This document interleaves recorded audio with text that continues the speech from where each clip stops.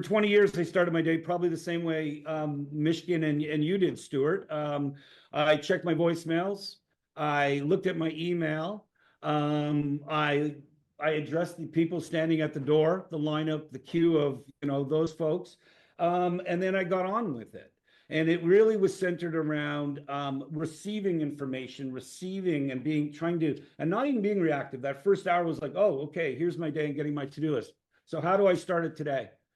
Well, I was encouraged by the young smarty pants here to embed it in everything we do. And there's a fantastic book by Ethan Mollick that talks about being the human in the loop.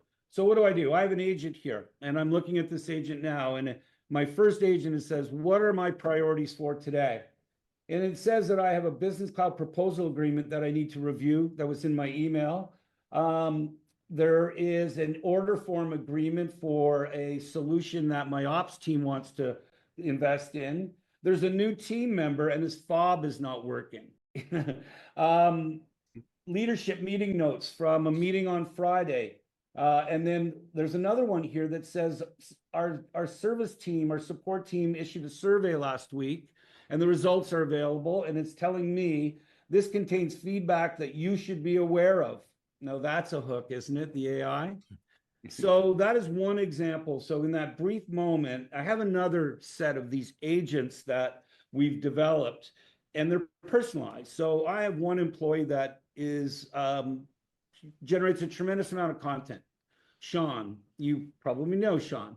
And Sean could write 30 or 40. He's indispensable. He deals with our client success team. So lots of issues land on his desk. He may generate 30 or 40 emails, meaningful emails to me in a week. And I start every Monday morning by having Copilot summarize all of Sean's emails. And it gives me this beautiful doc. And then I tell it, prioritize them. And then I tell it, ask me questions to make sure you're getting what I want.